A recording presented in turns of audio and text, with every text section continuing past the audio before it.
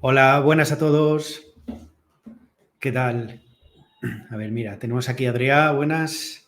¿Qué tal? ¿Cómo estáis? Jesús, Kilian, Raúl, buenas. Vale, a ver si va llegando la gente. Venga, los que vayáis entrando, ir saludando por aquí, que así vemos qué gente hay. ¿Vale? Porque también ir diciéndonos si es la primera vez que estáis en un Landacast o no, porque ya sabéis, los que habéis venido a otros, que lo que nos mola es que vayamos hablando y que sea colaborativo esto. Buenas, Marc. Rainer, ¿qué tal? Vale, pues nada, bienvenidos a un nuevo Landacast de Landaloopers. Soy David Pravos, ¿vale? Soy software engineer en Landaloopers y soy también Head of Engineering en la empresa. Y nada, Landaloopers, como pues ya sabréis, los que nos conocéis, somos una empresa de desarrollo IT, de software a medida, ¿vale? Que intentamos siempre pues ayudar a nuestros clientes a afrontar sus retos tecnológicos. Vale, mira cuánta gente. Aquí David, Alex, Darío. Mira, Darío dice que es su tercera sesión. Muy bien, qué guay. Ahí, repitiendo. Mola, cómo mola. Sara, buenas. Jordi, Carlos, Moisés. Vale. Pues entonces, el tema que tenemos hoy es bastante guay. A mí me mola mucho. Que hemos llamado a esta sesión, a esta charla, arquitectura hexagonal, que no es y cuándo es sobre ingeniería. ¿Vale? Como sabéis, pues los que no lo sabéis, pues os lo cuento, los Lambdacast son estos espacios que hacemos donde nos gusta hablar sobre temas de tecnología en general, ¿vale?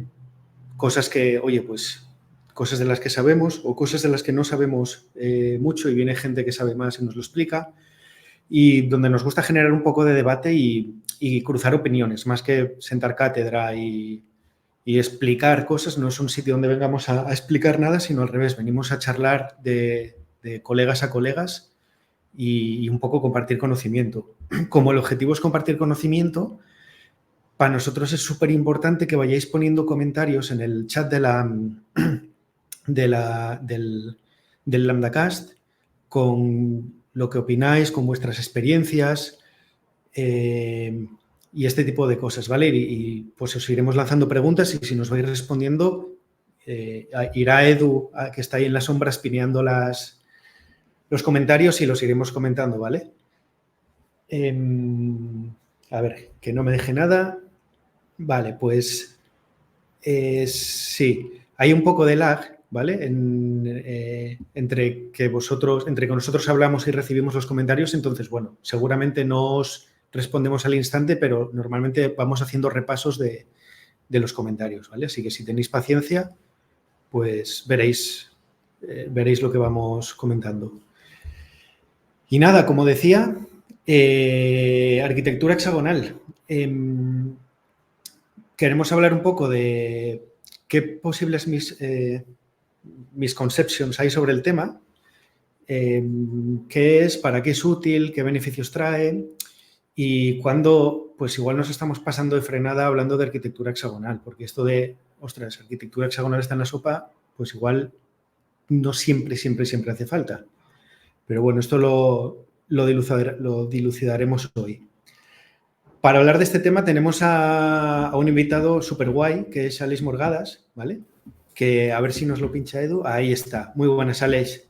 ¿Qué tal? Hola, buenas. Cuéntanos un poco, exacto, preséntate si quieres.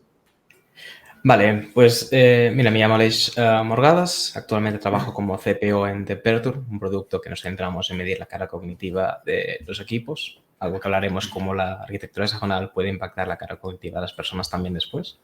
Y mi background o mi experiencia también he sido software developer durante unos 7 años antes de moverme a management durante los últimos 3. Y la verdad es que con muchas ganas de compartir, sobre todo experiencias, tanto las buenas como las malas, y que me hubiera gustado aprender antes de meterme en algún que otro fregado, ¿no? Entonces, muchas gracias por invitarme.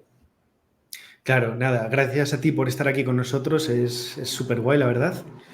Y bueno, lo primero de todo, antes de ponernos a hablar del tema, me gustaría preguntar a la audiencia si vosotros sabéis lo que es arquitectura hexagonal o no, qué experiencia tenéis con ello, qué creéis que es, qué creéis que no es, creéis que es sobre ingeniería, ¿vale? Id poniéndonoslo por los comentarios y así después nosotros vamos un poco, lo usamos de termómetro, ¿no? Para ver cómo estamos en la sala. Sí. Y nada, Alex, pues podemos empezar un poco por decir qué pensamos nosotros que es la arquitectura hexagonal, ¿no? Venga, pues mira, empezaré así brevemente. De hecho, me gustó que me invitaseis porque me hizo como rebuscar o aprender más sobre este tema. No era... Es algo que a veces, si no te lo planteas o tienes que salir a hablar en público, pues como que das algunas cosas, por supuesto, ¿no? Y me gustó bastante bastante contenido que encontré por internet que iba alineado con mis expectativas. Y al final, lo que diría de la arquitectura hexagonal, que ya tiene un nombre por sí, que siempre podemos discutir si es bueno o no, es esta parte de que no es de todo una arquitectura, parece más una serie de... es más un patrón, un ejemplo. Lo digo así porque al final es una arquitectura o un patrón que te permite o te da mucha flexibilidad, ¿no? Para mí es un patrón que abre las posibilidades, no te cierran ellas, ¿no? Yo me acuerdo empezar con MVCs o MVVMs o hace años, y sí que eran arquitecturas que estaban un poco más guiadas, o layered architectures que te guiaban mucho más en lo que se especificaba de ellas, ¿no? Mientras que la Portion Adapters, la verdad es que abre muchísimo a veces lo que puedas hacer con ella y con las consecuencias que tienes abrir, ¿no? Que al final, que cuando estamos abriendo, y al final es un patrón que al final es impresión de dependencias, que puedas, que el dominio lo puedas un poco, que no está acoplado a la infraestructura de tanto de entrada como de salida. Y con estos 4 guías, pues ahí ya nosotros como programadores o profesionales, al final lo que tenemos que decir es hasta cuándo tienes que seguir añadiendo conceptos, ¿no? Y es lo que me... Dale. Sí. No, iba a decir que me mola que hayas mencionado el otro nombre de la arquitectura, que es Portion Adapters, sí, que hasta el propio creador ha dicho que prefiere este nombre al de arquitectura hexagonal, ¿no? Que es un poco misleading eso de hexagonal. Mira, ya Darío lo menciona, que exacto, es preferible llamarlo puertos y adaptadores. Pues, de hecho, podemos ya directamente pasarlo a llamar puertos y adaptadores, porque realmente es de lo que se trata, ¿no? Entonces, de aquí y hubo bastantes malinterpretaciones, ¿no? de este patrón. Le llamo patrón ahora mismo porque creo que es más adecuado a lo que es, que no tanto llamarle arquitectura, que al final la arquitectura nos habla de decisiones diferentes. Al final me gustaría hablar que es un patrón de diseño que nos ayuda a diseñar nuestro software, y de ahí la arquitectura es un poco lo que hay también alrededor de esto, ¿no? Entonces, no centrarnos que el Portion Adapters al final nos abre en vez de cerrarnos, que es la parte buena de esto, y después, todas las decisiones que tenemos después, cómo empezamos a cerrar el tinglado, ¿no? Mira, aquí Kilian dice algo bastante interesante, que ¿no es la manera molona de decir programar contra interficie? También es curioso, y te diría que sí, y depende, ¿no? También. Y de hecho, voy a compartir un ejemplo donde realmente no tenemos esa parte de interfaces tantos. De hecho, parte del ejercicio que hice para esta charla es decir qué sería lo mínimo de lo mínimo para decir esto es una Portion Adapters, ¿no? Y de hecho, después vamos a ver un poco de código y veremos que dices, ¿solo es eso? Yo creo que como es un patrón, es unas guías que quitándole muchas cosas dices, solo es esto, se queda como un poco a veces como, pero es demasiado simple para lo que debería ser, ¿no? Y en verdad lo sobrecomplicamos nosotros, después de añadiendo otros patrones que hablaremos. No sé, alguien ha decidido algo de DDD, y de hecho después hablaré un poco de mi experiencia del por qué yo pensaba que Portion Adapters y DDD iban de la mano, porque muchas veces se explican juntas. ya empiezas con person adapters y acabas con agregados, event sourcing, y al final no sabes dónde acaba una y empieza la otra, ¿no? A veces muchos cursos, libros, al final hablan de todo en conjunto, porque es verdad que el patrón person adapters ayuda mucho a poder aplicar otros patrones de que encontramos dentro del DDD, pero de ahí a pensar que todo tiene que ir junto es donde empezamos a ver esa sobreingeniería que dices, nos estamos flipando un poquito, ¿no? Entonces, Claro, aquí hay un comentario que decía Darío, que dice, yo llevo años trabajando con arquitectura hexagonal, al menos la versión no demasiado contaminada por DDD. Que esto yo creo que nos lleva un poco a la segunda parte del título, ¿no? Que es que no es arquitectura hexagonal. Y yo creo que aquí está un poco la clave del asunto. Aquí, de hecho, me gustaría... Tengo un miro que he hecho rápido antes de salir, no es muy exacto, pero es un poco la versión flipada de lo que acaba pasando, ¿no? Mira, de hecho, lo que voy a hacer es... voy a intentar compartir mi pantalla. Voy a compartir pantalla para ver esto en concreto. No sé si se está viendo. Sí, perfecto. Sí, ahí está. Después voy a compartir el miro para todas las personas que estéis en el directo o que después lo veáis indefinido. Esto es un poco de contenido que tengo de reserva, pero es lo curioso que decía esto de la explosión, ¿no? A veces pensaba, pero al final, ¿cómo nos liamos tantos, no? Y es un poco para lo abrumador que a veces es fue mi camino. Voy a hablar de mi camino porque es lo que me pasó a mí. Esto fue durante 2015, 2016, que es donde empecé a hablar de DDD o empecé a intentar usarlo. Y empecé con Person Adapters, o lo que yo pensaba que era Person Adapters, ¿no? Empezamos a hablar de qué son los equivalentes de dominio, empecé a hablar de por qué es importante tener un dominio puro, ¿no? Y de aquí nos pasamos a Scala de forma funcional y empezamos a hablar de optionals, de headers, nos empezamos a flipar, ¿no? Entonces, fue curioso que de Person Adapters ya nos fuimos a funcional, porque, claro, era puro, ¿no? Claro, de Domain Events los tirábamos a nivel de Domain Service, decimos, no, claro, esto tiene que ir a nivel de Aggregates, que claro, que tienes que entender lo que es un Aggregate Root. Y entonces, yo quería hacer un CRUD, ¿vale? Yo aquí quería hacer un CRUD y me había encontrado con un tinglado de decir, pero Person Adapters es como que nunca acababa de implementar nada, porque siempre me faltaba una cosa nueva, ¿no? Application Service, Command Event Source, diferentes cosas de aquí y era como todo una cosa de cada concepto te lleva a nuevos conceptos. He visto algo de monads. Sí, era un poco la broma de decirte de que acabas hablando de mónadas y de sistema de categorías partiendo de un punto que no tiene nada que ver, ¿no? Pero que de una cosa te llevaba a la otra. Y esto fue mi 2014, 2015 y hasta 2016 aprendiendo cosas porque pensabas que nunca llegabas a saberlo todo, ¿no? Entonces era como muy... A mí me estresaba, es decir, es que nunca voy a saber suficiente de esto. Y no funcionaba. De hecho, lo que yo programaba eran CRUDs vitaminados con un montón de conceptos mal implementados y un montón de deuda técnica que parecía que era correcto, porque claro, ¿cómo vas a decir que esto es malo, ¿no? Al final esto es lo que debía ser la calidad por la calidad. Y esto al final lo que lo pagaba no era yo, al final era negocio, ¿no? Porque empiezas a ir más lento, porque lo que sería tenerse un CRUD de que tenías que tardar un día, acabas montando un tinglado. Y ya no te digo cuando decimos que esto no empieza a funcionar y empezamos y no voy a entrar aquí mucho, pero decir, es que claro, es que esto no escala. Y empiezas a hablar de banded context, ese tema. Lo voy a dejar aquí, pero esto no va de esto la charla, ¿vale? Entonces, claro, voy a dejar de compartir un momento. Esto es lo que me pasó a mí cuando yo no entendí que Person Adapters era una cosa y se me explicaba todo junto, ¿no? Entonces era como, ¿cómo puede ser que para hacer un CRUD que antes yo lo hacía con Laravel, después con Spring Boot, tardaba muy poco, ¿no? Estos CRUDs que al final que tienes un poco de lógica de negocio, pero no muy extensa, de golpe me encontraba con un montón de patrones que, claro, es que lo que tenemos que hacer es algo que tiene que ser nos hablaba de complejidad.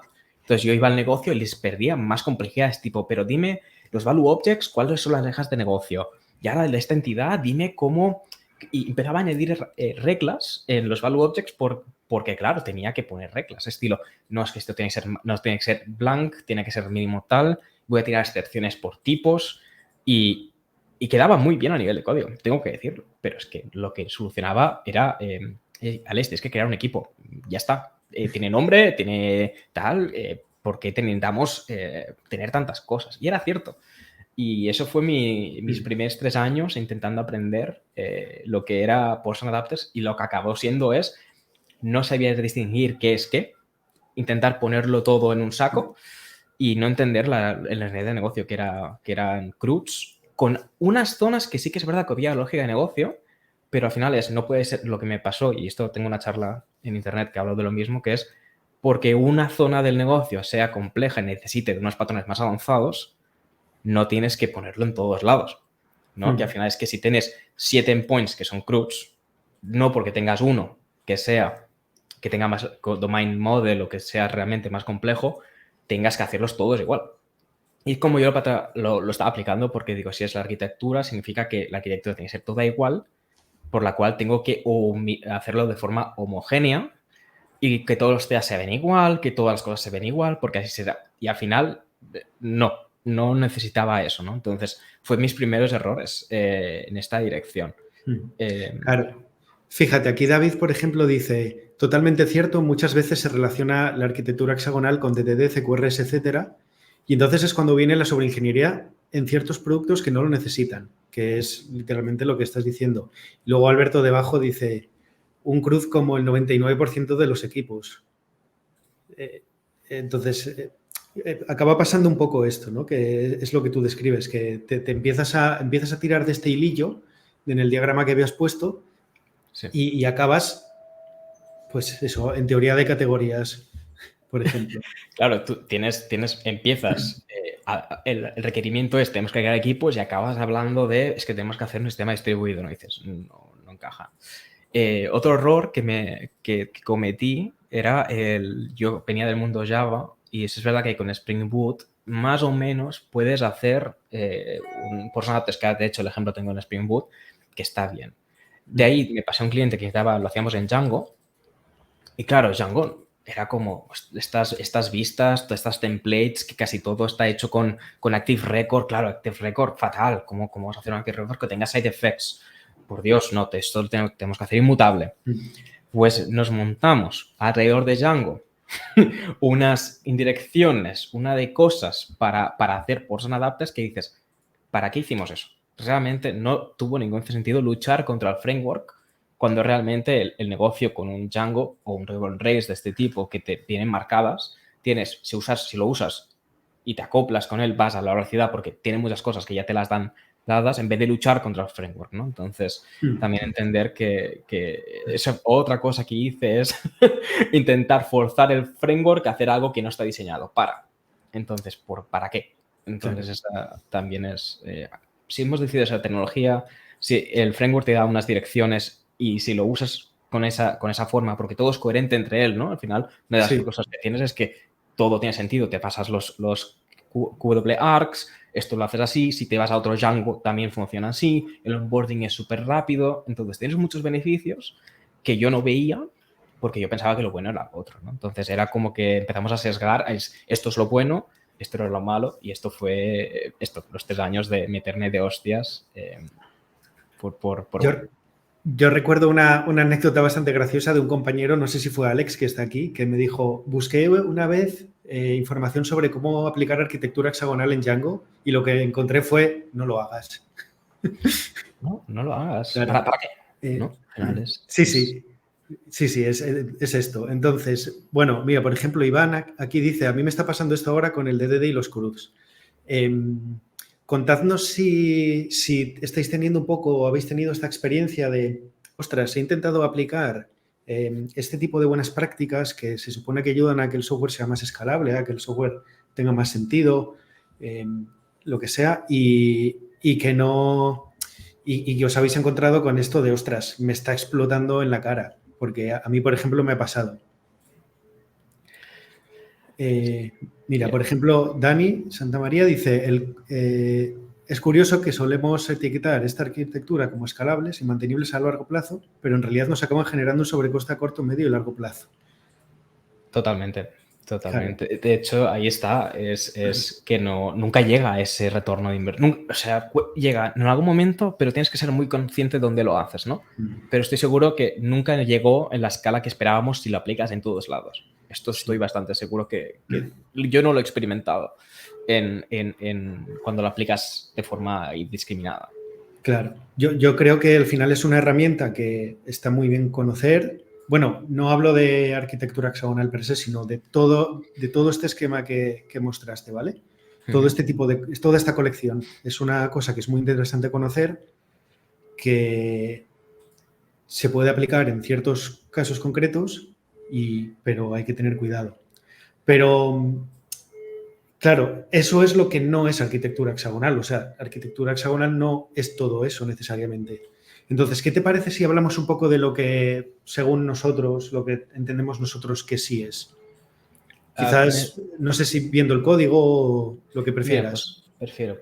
Mira, voy a compartir el código. Mira, mientras tanto, aquí dice Iván, lo estamos aplicando en Django y vamos tan lentos que intentamos acelerar, pero entonces nos petamos la arquitectura. Lo que sí es verdad que ya no salen tantos bugs, pero a un coste grande de tiempo.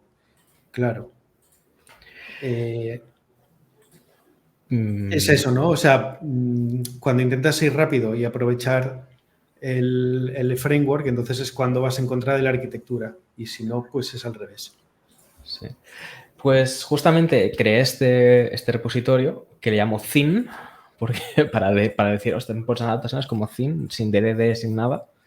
Y me centraba un poco mira, aquí de hecho Dani, que está en el chat, me dijo, pues qué interesante que hables de primary ports y secondary, que al final es esta parte, ¿no? Es decir, tienes el dominio y tienes los que te usan y tienes los que usas, ¿no? Al final es estas dos.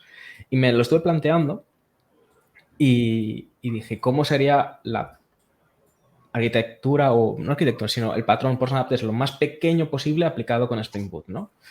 Y al final vi que lo más interesante era el tema de la testabilidad, lo que te da, ¿no? Entonces, vamos a ver un poco, vamos a empezar por los tests y después vamos a ver la implementación. Y me dirás, es que solo es eso y es interesante, solo es eso. Entonces, podemos... Dime. Sí, si mientras lo explicas o sea, mientras lo enseñas puedes ir explicando qué es esto de, o sea, qué es un port, qué es un adapter o qué es un primary port y qué es un para que la gente que no lo haya oído... Sí. Al final lo que buscamos aquí es que para mí vamos a ver puertos en adapters y después hablamos de primaria y secundaria. Al final, un puerto principal sería los use cases o los casos de uso que tienes para entrar en tu aplicación. ¿De acuerdo? Aquí lo que deberíamos ver es cómo se comporta tu aplicación. Pues aquí tendríamos el primary port y el primary adapter sería las medidas de usar ese primary port. En nuestro caso solo es un HTTP o en este caso es un REST controller. Aquí podríamos tener un SQS. Las maneras, los adaptadores serían los que te permiten ejecutar esa lógica de negocio que en principio lo tienes dentro y isolada del mundo exterior. ¿Vale? Entonces aquí nos centramos en cómo nos llaman. Lo que nosotros exponemos, en este caso es Application Service, os lo puedo compartir aquí, sería un servicio normal de toda la vida de Spring Boot, que tenemos el use case que sería, por ejemplo, crear equipo. Solo es eso, ¿no? Entonces, ¿qué vemos en la aplicación? Pues que podemos usarlo. ¿Quién lo usa? ¿Cuál es la implementación del REST Control? Pues sería la parte de la web.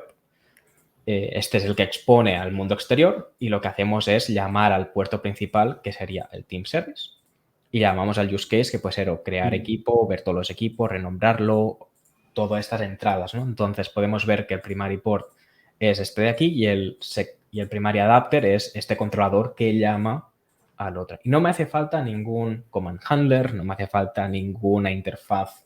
Lo puedo llamar directamente y no pasa nada, ¿no? Entonces, al final intenté quitar el máximo de capas intermedias, porque otra cosa que me sucedía a mí es que tenía un montón de DTOs todo el rato entre todas las capas y al final te pasas más tiempo poniendo DTOs por en medio que no tanto ejecutando las cosas. Entonces me decía, ¿me hace falta los DTOs en todos lados? Bueno, cuando lo necesito, porque necesito desacoplar algo, sí que lo introduzco, pero no lo hago solo de entrada. ¿Vale? ¿Qué vemos más? Al final tenemos la parte interna, que es la entidad, o sea, el servicio, las entidades y el repository port. Y en este caso, interesante, que me sucedió a mí, es que realmente le podemos decir que el secondary port, que es escribir en base de datos, que en este caso que llamo team repository, no me hace falta yo crear una interfaz que después esta interfaz tenga un adapter que le implemento yo con Java para que va a usar la list root repository de Spring Boot por debajo directamente. Puedo usar esta parte de Spring Boot y no pasa nada. No tengo que hacerme otra indirección.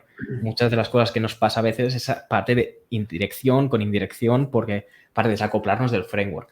Yo no lo veía necesario. De hecho, creo que he estado explorando el acóplate al framework y no intenté desacoplar demasiado porque al final veo que estos CRUDs están bien. Cuando necesites ir a una cosa más compleja, ahí ya si quieres desacóplate del framework porque creas que es necesario, ¿no? Pero que el comportamiento por defecto sea el acoplarte con el framework porque eso te va a dar velocidad, ¿no? Y aquí podemos ver al final cómo usaba al final el service usa el primary port, que es el repository, y el secondary port. Al final, secondary simplemente es que usamos nosotros para abajo, ¿no? Nosotros como aplicación usamos. Y realmente el adapter me lo da Spring Boot, no lo tengo que picar. Entonces, ¿por qué tengo yo yo a manija crearme mis adapters? No hace falta, ¿no? Si ya te lo dan y es un CRUD, pues lo tenemos. ¿Querías decir algo?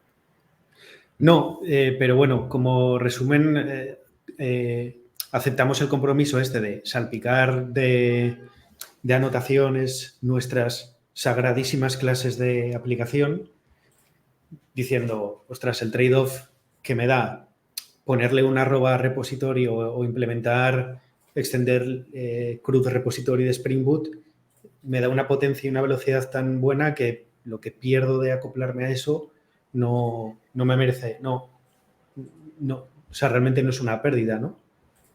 Claro, es que no te... ¿Cuál es la parte buena? No, es un depende, ¿no? Siempre. El tema es que a veces sí que esta parte, yo también he sido bastante decir, no estoy seguro, ¿no? Porque al final lo que estoy viendo es que tengo una entidad que de golpe está acoplada con mi base de datos.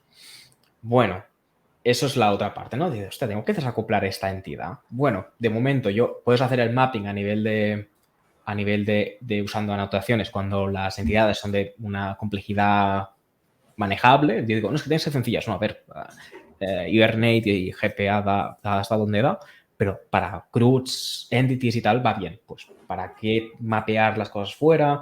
Al final, una manera podrías hacerlo con XML, si lo haces con un framework que el mapping va por otro lado, ¿no?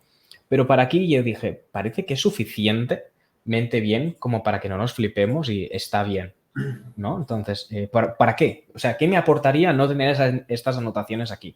Pues ahora mismo más perder velocidad al coste de algo en un futuro. El tema es, cuando lo necesite, ¿es fácil de migrar de aquí a lo otro? Bueno, debería, en cierta medida, sí. Yo creo que una cosa que he aprendido es el decir, las skills de evolucionar el código, cambiar de patrones o ir evolucionando es algo que es muy valuoso, ¿no? Al final, si tú eres capaz de cambiar de una arquitectura de CRUD de este tipo a un domain model después, pues te ahorras esa complejidad hasta que no te llegue, ¿no? Entonces, esa arquitectura evolutiva es hacer ese delay lo máximo que podamos en vez de forzar unas reglas muy, muy fuertes. Pues algo que también he empezado a valorar, ¿no? Antes yo era mucho anti no pongas esto porque estás acoplándote con Jakarta, en este caso en Java 21, ¿no? Entonces, o las GPAs, y ahora mismo para mí me he relajado un poco más y lo uso, me da velocidad, está bien, y cuando ya realmente veo que la entidad no puede más o tengo que hacer un aggregate root, si es que tengo que hacerlo, ahí ya me empiezo a plantear migrar de este paso y puede que haga el mapping en repositorio en vez de implícito con las anotaciones. Yo aquí los problemas que me he encontrado usando este approach son: ¿qué pasa cuando esta entidad crece muchísimo y no tiene 3 campos, tiene 25? ¿Qué pasa cuando esta entidad depende de otras, o sea, tiene otras entidades anidadas que a su vez tienen otras entidades anidadas? Y tienes la típica entidad usuario que dentro tiene el resto de entidades y como usas un ORM, te traes el resto de las entidades de la base de datos cada vez que la instancias, ¿sabes? Ahí es es donde, Sí, donde sí, yo... Ahí, vale, o sea, básicamente es cuando haces eso, code object, que es como muy grande, ¿no? Claro, aquí, y mi pregunta es, ¿cómo lo haces? Si aquí, lo sacas de aquí, ¿cómo lo haces a nivel de repositorio, ¿no? Al final lo primero que tienes que darte cuenta es que uses aquí entidades puras en vez de ir con anotaciones, tampoco te está ayudando a no hacer ese error, ¿no? Entonces, lo que me he dado cuenta es que a veces por miedo a que eso pase, ya ponemos reglas muy fuertes. Y lo que me he dado cuenta es que tienes que ser sensato, decir, ¿cuándo empiezo a moverlo fuera? Y aquí ya tienes el tema de lazy loading, tienes un montón de cosas y Spring Hibernate, aunque tenga sus cosas, digo sus cosas porque tienes que entenderlo. A veces es como, Dios, tiene sus cosas bastante raras, ¿no? Pero al final, si no lo hacemos aquí, lo migramos todo a un repositorio y después hacemos lo mismo allí, tenemos el mismo problema, ¿no? Aquí al final lo que yo... Portion Adapters no te soluciona eso directamente. Tienes que hacerlo de otra manera. Y eso, ya sea con Django o usando su ORM, que sea con lo que sea, tienes la misma situación. Y al final esto es diseño de tablas de base de datos, cómo portar datos, cómo usar los repositorios bien para que no tengas tantas cosas, o cómo portarte la mitad en vez de irritar todo, con vistas. Es que al final esto lo puedes evolucionar de mil maneras. ¿Cómo vamos de tiempo? Déjame Bien, mirar. bien. Son y media, o sea que tenemos media horita más. Vale. Mira, podemos leer algunos comentarios si quieres. Aquí pregunta Alberto, ¿qué técnicas me servirían para resolver problemas como el ejemplo que comentaba Alex de que lo suyo era aplicar la complejidad en un solo contexto? Claro, Vale. yo creo que se refiere a esto, ¿no? De solo cierta parte de mi aplicación tiene complejidad suficiente como para requerir una arquitectura on steroids. Sí. Entonces, ¿cómo lo ataco? Claro. Mira, vamos a ir a esto, después vamos a testing rápidamente. ¿Qué sucede? Yo tener un controlador que es así, que llama a un service, está perfecto, ¿no? No tiene nada más. Pero si tengo un nuevo endpoint que puede ser, no sé, calcular carga intransitiva de los equipos, me lo invento. Claro, que este tenga que llamar a una base persistida, una vista persistida en Elasticsearch, que tenga que ser event sourced, que tenga que tener muchas cosas. Pues perfectamente puedes tener una entidad que sea event sourced en ese lado, que persista en un Elasticsearch para tener vistas materializadas con lo que sea, pero Team puede seguir usando GPA, Hibernate, puede seguir siendo solo esto. Y después yo tener un sitio que tiras eventos tiras eventos a Kafka, que haces mil cosas. Entonces, aquí la crítica es un poco decir, si Team Service solo es hacer esto, que son 4 clases y realmente hace lo que hace, que es mirar todos los equipos, crear equipo, renombrar equipo, y esta zona solo necesita esto, ¿por qué deberíamos aquí tener una indirección de Team a Team, por ejemplo, Team GPA? ¿O por qué debería ser Team Event Sourced? O sea, no hay ninguna razón para que Team sea así. Y yo podría tener aquí otro domain.team, domain.algo, con toda la otra complejidad que puedes tener factorías, puedes tener todo lo que sea necesario para esa parte, ¿no? Y aquí lo interesante es saber cuándo empezar a no mezclar cosas. Por ejemplo, me has hablado de usuario que se empieza a liar, ¿no? Pues saber lo que pertenece a un sitio u un otro, pero eso es más diseño. Eso es diseño que lo haces ya sea con person adapters o sin person adapters. No te soluciona la vida, por así mismo. Claro. Vale. Luego, mira, ahora se ha puesto ahí un debate interesante en el chat, que es que Alberto comenta que ha visto algunos ejemplos donde crean interfaces de los casos de uso. Es decir, para los ports, para los primary ports, pues creo la interfaz de ese primary port, ¿no? Y dice, ¿conoces algún caso donde esto sí sea necesario sin tender hacia la sobreingeniería? Vale, es decir, por ejemplo, si tenemos aquí Team Service, claro, aquí solo te he puesto que esto se podría decir que esto es un domain service, claro. ¿Qué sucede? Si yo empiezo a tener Team Service que llama a otro servicio, que al final tienes como que un domain service habla con muchos otros. A veces lo que haces es sacarlo y tener como la use case service, que al final puede ser como en la entrada que llama a muchos domain service por otro lado, ¿no? Ejemplo, pues llamo al Team Service que esto va a actualizar el payment method seats y hay como varias en cadena, ¿no? En vez de que Team Service hable con User, Organization Service, Payment Gateway, pues te haces uno fuera. Aquí el enfoque ya es, he visto bastantes casos estilo, que cada endpoint tiene su clase que hace solo una cosa. Bueno, es una manera. No te diría que eso es mucho, simplemente tienes muchas clases aquí, una por cada use case, pero ya está. Es lo que, después lo que acaba haciendo es que acabas haciendo como subcarpetas porque si no es muy grande. Entonces, yo soy de los partidarios de agrupar cuando tienes relación semántica. Ejemplo, de tienes un use case que está relacionando con organizaciones y tienes como crear, listar, no sé qué. Pues yo soy de los que hago uno, lo tengo ahí cuando no es mucho y después cuando ya me empieza peor mucho, pues ya lo saco, ¿no? Hay como dos tendencias. Hay un post de Kenbeck que habla de la gente que es más de separar y la gente que es de agrupar. Eso creo que son tendencias nuestras. Yo soy de agrupar, no soy de agrupar hasta que me molesta mucho, entonces saco. Hay gente que directamente lo separa mucho y es diferentes estilos. Aquí no está ni bien ni mal, mientras no... Dime.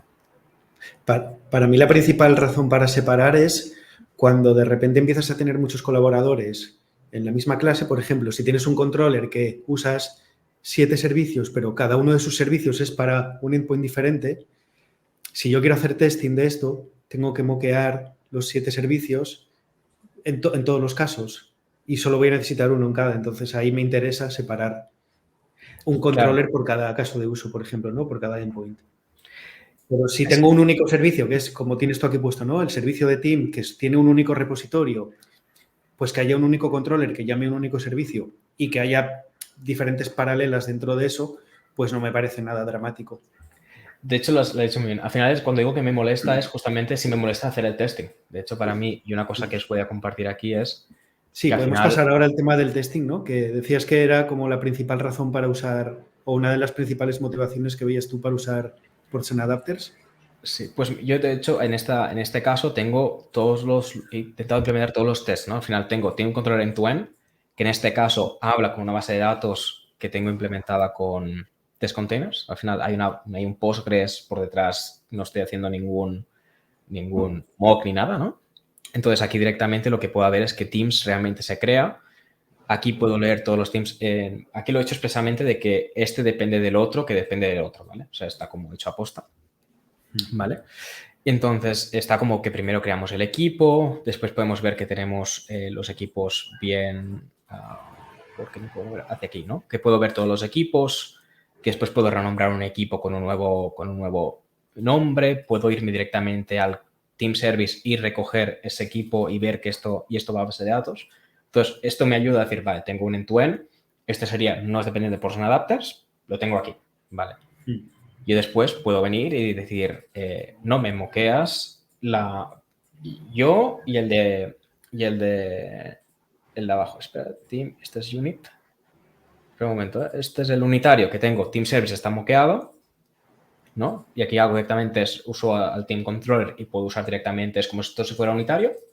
Tengo el de integración que es a nivel de HTTP con el de Team Service. Solo miro HTTP si se llama bien.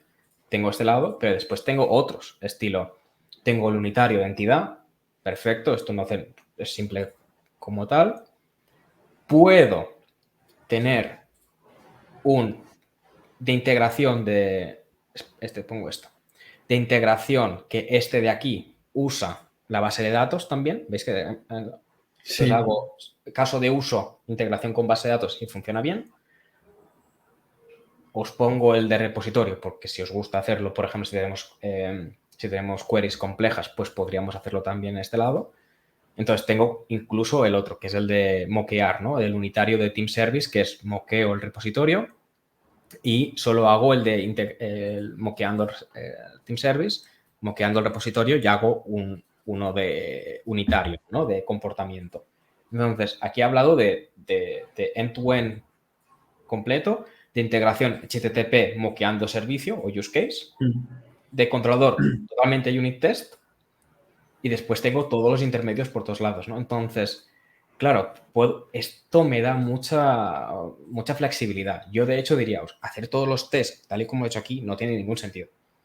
Porque ¿para qué vas a hacer todos los tipos de test con todas las cosas, no? Al final lo que yo recomiendo o lo que yo me he acostumbrado ahora es empezamos con lo más arriba posible, gracias a con test containers, hacer test de integración con base de datos es súper fácil y es muy... O sea, ya no es un coste, ¿no? Ya las cosas con Docker ya van bastante rápidas. Y después, cuanto voy haciendo más lógica de negocio, se me está construyendo, se me pasa de un CRUD, se me está yendo aún más un domain model cuando hay más complejidad, con este enfoque, para mí, empezar a añadir los tests con los casos de uso mientras voy bajando, se me hace mucho más fácil, ¿no?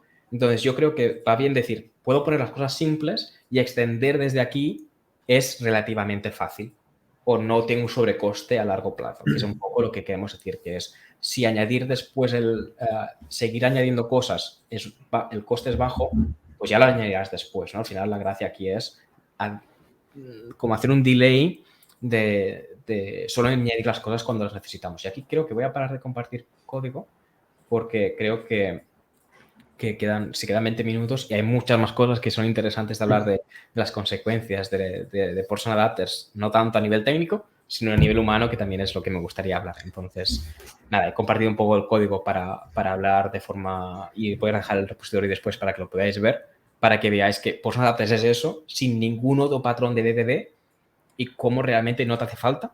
Y después extenderlo realmente es solo cuando lo necesitas puedes añadirlo, ¿no? Entonces, venía aquí un poco a la crítica o el mostrar solo es esto, sí, solo es esto y después y lo importante es el testing y de aquí cuando lo vas extendiendo es lo interesante, ¿no? Un poco, y acoplarte al framework, que no pasa nada. No, se nos acopla. Claro, entonces como resumen, Portion Adapters al final o arquitectura hexagonal es literalmente esto, un poco yendo a lo que decía Kilian al principio de la charla, ¿no? Que es programar contra interfaces, pero con un asterisco, ¿no? Que no es programar contra interfaces, es intentar aislar la lógica de aplicación usando este patrón de Portion Adapters, no tenerle miedo a los frameworks, sino al revés, usar todas las herramientas que tenemos a nuestra disposición para ayudarnos, tanto los patrones de arquitectura como los frameworks, y hazlo por el testing, ¿no? Sobre todo, es decir, facilítate el testing, que es lo que te va a dar salud. Exacto. A ver, sí que es verdad, hay alguien que comentaba el tema que hay veces que algunos frameworks te limitan, hay que entender las limitaciones. Al final eso es lo importante, que hay frameworks que te limitan más que otros, pero no porque hay mucha flexibilidad. Y al final lo que acaba pasando es, y esto podemos hablar de mi experiencia que tuve en una empresa, que es, te pasas de frameworks a librerías, estilo de, pues me hago mi librería HTTP, o sea, uso una librería HTTP como Kitor o como Express, y después te lo vas montando todo. Eso es otro enfoque. Y yo, por ejemplo, no soy una persona que me acabe de sentir cómoda con ese enfoque porque es como que me gusta no hacer tanto, ¿vale? Cuando digo eso es como que, por favor, que me dé como toda la monitoring, toda la observabilidad, la integración con OpenTelemetry, que el framework, que ya me dé las cosas hechas que me puedan centrar en el negocio, ¿no? Entonces, sí que soy más tendencia a usar frameworks que me den muchas cosas hechas antes de yo crearme con mi aplicación a través de librerías que se pueden encontrar más en otros ecosistemas. Entonces, yo mi tendencia es ir más a un Spring Boot, a un Django, ese es mi estilo, por el tipo de producto en el que estoy acostumbrado a trabajar, que hay mucho más CRUDs y después y tengo la suficiente flexibilidad para poner con lógica de negocio en el otro lado, ¿no? Al final es que, por favor, pues que pueda lanzar eventos, que los eventos me los dé el framework, que tenga los event listeners que me los dé el framework, que pueda tener el Prometheus bien integrado y tenga todo esto dado, ¿no? Entonces, que me dé esas herramientas que no me limiten y yo con eso súper contento, ¿no? Entonces, más o menos sigo los patrones. Si, por ejemplo, no uso el Active Record porque para mí desacoplarme de un Active Record cuando te dices eso de que tienes una entidad muy grande, no he aprendido a romperlas bien. Entonces, si para mí un repository pattern si después tengo que romperla y, por ejemplo, matriciarla diferente, pues un repository pattern me ayuda, no me limita tanto, dada el conocimiento que yo tengo. Que mira, no, Alex, es fácil, vale, pues no tengo experiencia, ¿vale? Pero sí que es verdad que hay patrones que no te hacen lockup, no te hacen lock-in del cómo puedes extenderlo. Y yo, por ejemplo, este ejemplo que he puesto de que tienes un repository, si mañana cambias el list CRUD repository y lo cambias por una interfaz tuya que sigas a los mismos métodos y después lo implementas, que la entidad se guarda en dos bases de datos, que es la otra cosa, que es no hace falta integrarte con todas las bases de datos. Puede ser que te integres con una persistida, después tengas una vista. Entonces, eso me va bien, básicamente. Entonces, como los uso mucho, pero que por favor que no me hagan lock-in y que después pueda si en el caso de necesitar, pues que pueda evolucionarlo a otra cosa. Que eso también lo valoro bastante. Vale, pues si quieres pasamos a hablar de lo que decías, de qué implicaciones tiene el escoger o el tomar este tipo de malas decisiones a nivel de equipo. Mira, pues al final, y aquí un poco lo que todo vino al final, una cosa buena que te da arquitectura hexagonal es que te da, siempre hago la broma, que te da mucho engagement en Twitter. Entonces, si quieres, te aburres un poco, le dices algo de arquitectura hexagonal y vas a tener un montón de cosas en Twitter. Entonces, es interesante todas las opiniones que hay respecto a esto, ¿no? Y con esto lo enlazo con un tema que nos pasó, que es que cuando estuve en Creditas y tengo un post en el blog donde hablo de cómo quitamos bastantes arquitecturas hexagonales, lo que se consideraba, ¿no? Estas anti-corruption layers con un montón de mapping, ¿no? Todo esto. Y aquí lo que pasó es que durante el proceso de contratación se pedía arquitectura hexagonal. Y como decía, por los datos, arquitectura hexagonal es muy abierto. Entonces, hacemos esto, ¿vale? ¿Pero qué significa? ¿Y qué entiende la persona con esto? Entonces, lo que pasó es que teníamos muchas cosas diferentes. Porque al final, si entras en un sitio y dicen, no, es que queremos que hagas una persona que hace arquitectura hexagonal, pues vas a encontrar personas que quieran entrar a una empresa para hacer una arquitectura hexagonal, que es raro. Porque imagínate que si te digo que Postnat es un patrón, me acuerdo de hablarlo de esto con Edu, que decir, imagínate que vas a una empresa y dices que quiero hacer factory pattern. Rarísimo que vayas a una empresa y digo, es que está de moda el patrón factoría y el decorator. ¿Hacéis decorator? Sí. Entro con vosotros porque quiero hacer decorators patterns, ¿no? Entonces, es raro que entres en una empresa y digas que quiero hacer patrón por adapters. Bueno, vale. Entonces, ¿qué pasó? Que esto es lo que se estaba vendiendo, que es que hacíamos cosas complejas y entonces lo que vino la gente es a aplicar eso en todos lados. Y teníamos post-adapters en CRUDs, en sitios complejos que nos iba bastante bien. Tengo que decir, al menos la práctica de testing estaba bien instaurada y eso nos ayudó mucho a hacer migraciones más fáciles. Y lo interesante fue que eran todo K-Tors. ¿Cuál era la librería esta de JetBrains? ¿Express SQL? No me acuerdo cuál era la librería. Que tienes el mapping casi a 1 a 1 y eran muchos CRUD repositorios que tenías un montón de DTOs entre el que llegaba del HTTP, lo pasabas a un modelo que tenías un use case que cambiaba 2 cosas, hacías un mapeo otra vez enorme para base de datos y otro mapeo enorme para HTTP para llamar a otro servicio. Entonces eran CRUDs con un montón de líneas de código de mapping, que dices tú, ¿pero para qué? Y un montón de testing alrededor de esto, que tiene sus consecuencias, porque claro, si tienes todas las líneas de código, tienes que testearlas, tienes un coste. Y tanto era que esto también se estaba aplicando a backend for frontends, o sea, un BFF. Tanto que en vez de poner un GraphQL, se hacían los GraphQLs con Kotlin, con Ktor a manija, ¿vale? Que era literalmente un proxy. No había nada que te permitiese cambiar las cosas ni filtrar. No se hacía nada de eso. Entonces, lo que acabó pasando es que teníamos unos deployments que eran como hacer todos estos CRUDs, copiar y pegar todo el mapping entre varios servicios, porque encima era un monolito distribuido. Entonces, te imaginas que si tienes una entidad de 10 campos, habían, pues, por cada servicio, 3 DTOs de mapping entre HTTP, entidad y el de salida, y esto 3 veces. Lo que acabamos de decirnos es, nos quitamos todo el HTTP, todo el personal datos y pusimos un Nginx, que era por URL, iba cada uno súper bien, mucho más rápido. Y a nivel nuestro lo que hicimos es cambiar Ktor y Express con todo el mapeo a mano, pasamos de forma incremental. Esto estuvo bastante guapo, como teníamos Spring Boot y Ktor a la vez en el mismo sistema y cómo se hacía todo el cambio de forma incremental sin necesitar hacer un Big Bang Release. Esto es bastante guay. Y la gente algo decía, es que ahora es todo mucho más fácil. Y lo digo con la carga cognitiva, que es que cada persona que entraba tenía que aprender un montón de cosas. Entonces, para ir realmente un poco rápido y seguir los patrones, la gente tardaba casi 4 meses a familiarizarse con el código, familiarizarse con los patrones, familiarizarse con los tests. Y no había ningún recurso en Internet porque era específico de la empresa. Cuando pasamos a Spring Boot, no nos flipemos, vamos a hacer la forma que es, si es un CRUD, pues hacemos un CRUD. La gente era como, es que estáis sacando más trabajo, no me tengo tanta carga cognitiva, me siento que al menos no me siento súper torpe. Entonces había un montón de simplemente haciendo el challenge del status quo, que era, es que esto era otro error que hubo, que era para tú ser senior tenías que hacer un microservicio con Portion Adapters. Esto hacía años que estaba ahí en la empresa. Y era curioso porque cuando dijimos, ¿pero esto por qué? Dice, no, es que hace 5 años tenía sentido, porque no todo el mundo podía hacer un microservicio, no todo el mundo podía hacer las cosas tal, pero eso se volvió el estándar.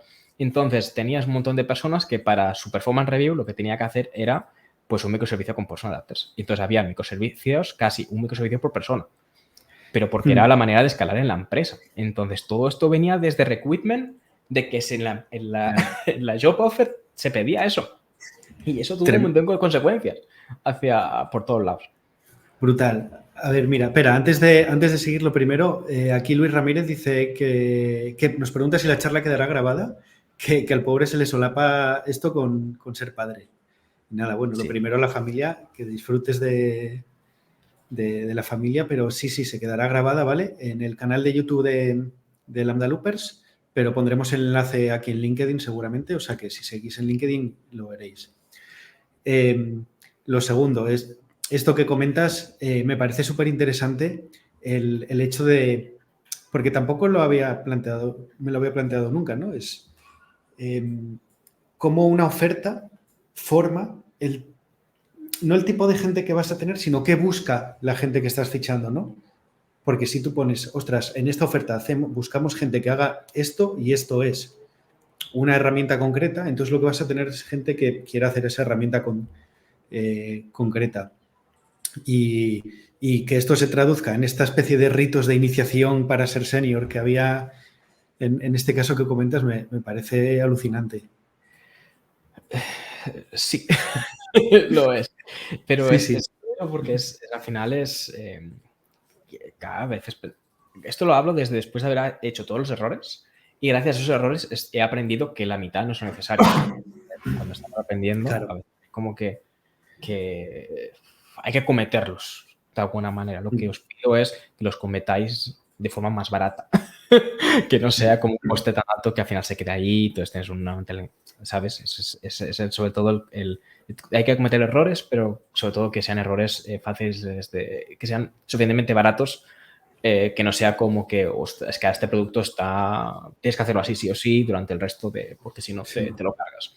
Entonces, es ir aprendiendo de poco a poco.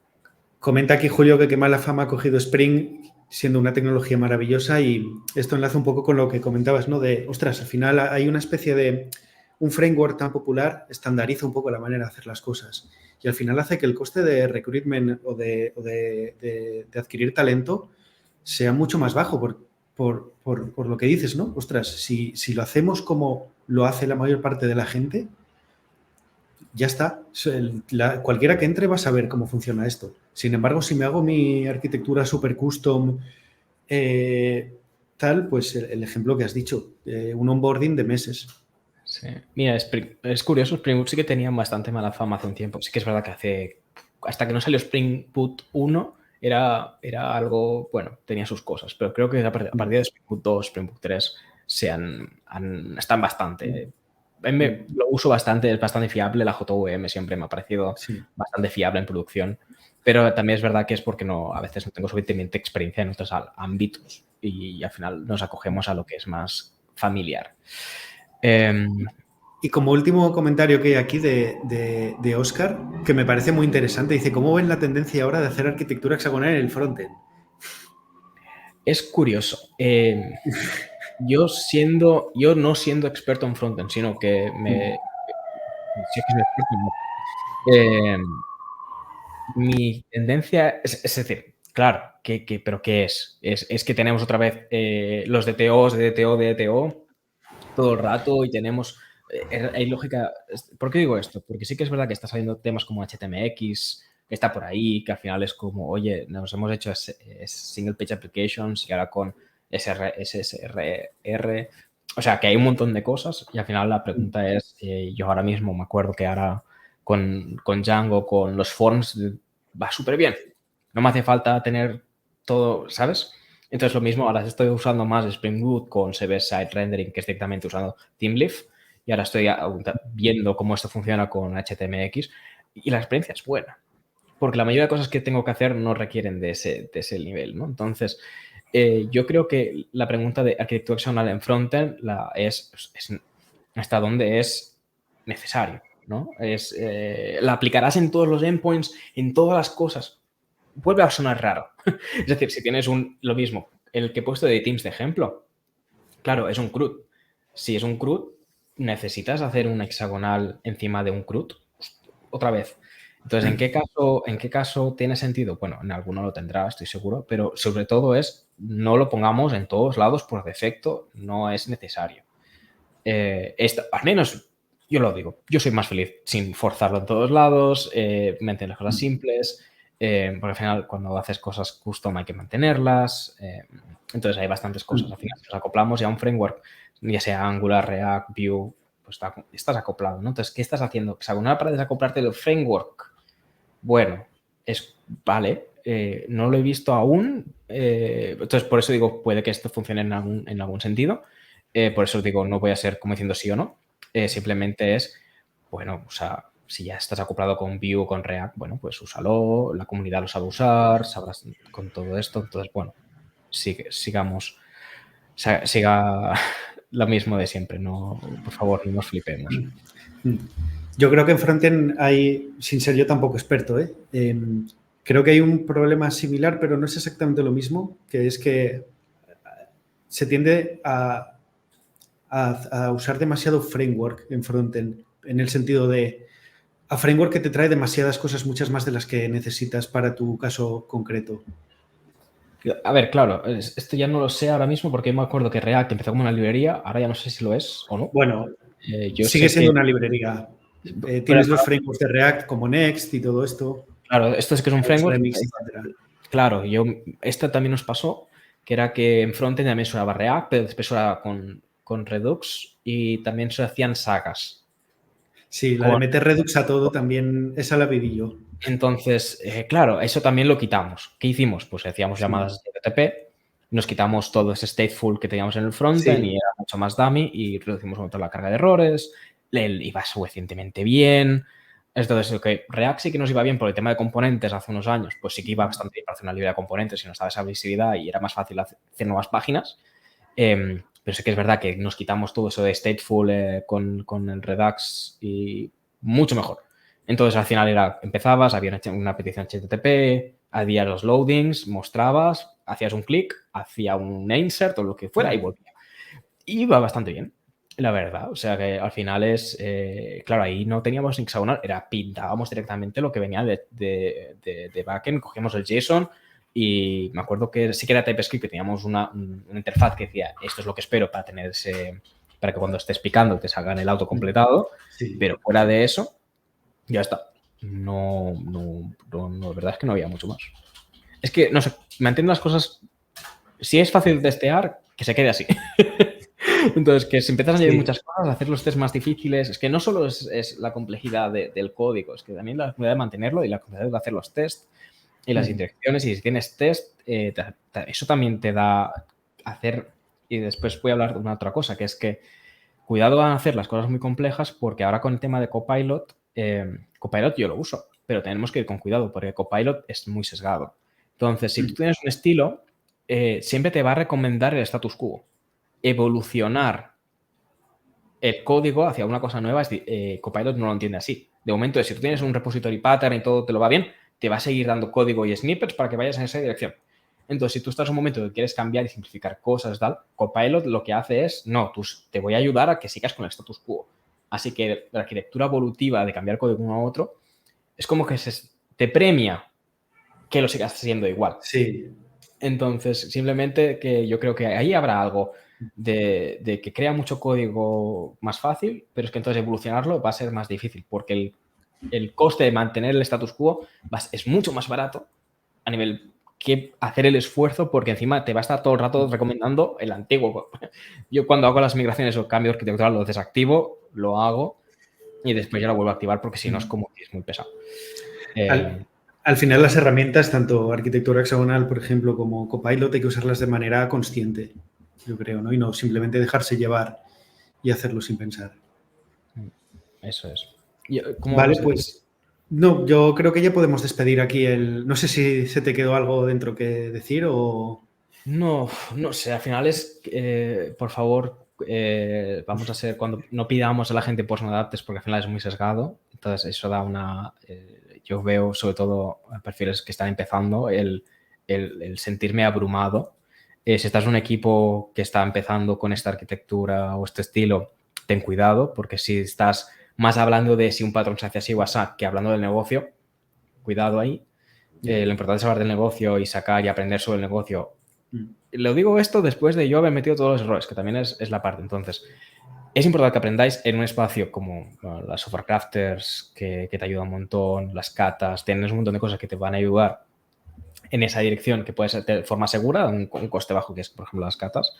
Y a nivel de negocio, lo importante es ir aprendiendo sobre el negocio. Entonces, sobre todo, que estos patrones no se metan en medio de aprender del negocio y dar valor, ¿no? Entonces, y seguro que habrá pequeños momentos que podrás aplicar una cosa nueva y una cosa a la vez y de forma incremental, que puedas y tengas gente a tu alrededor, pero sobre todo que no sea un de 0 a 100, porque ese 0 a 100 tiene un coste muy grande, las deadlines se van a empezar a venir, el estrés, el shortcast, es pues hago la arquitectura pero no hago test.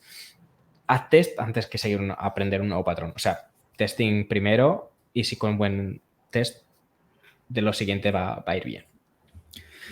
Vale, genial. Pues nada, Alex, muchas gracias por compartir con nosotros tus experiencias, tu conocimiento, por estar aquí charlando con todos nosotros. Y a los que nos estáis escuchando, lo primero, deciros que, bueno, también, por supuesto, gracias por compartir este momento con nosotros, por todos los comentarios que ponéis, que al final le dan la vida a este tipo de charlas. Y ahora cuando terminemos, comentadnos qué os ha parecido y también comentadnos de qué otros temas os gustaría que habláramos, porque así podemos ir preparando otras charlas más que os interesen y que a nosotros también nos interesan. ¿Vale? Así que nada, muchas gracias a todos y nos vemos en la siguiente. Muchas gracias. Adiós.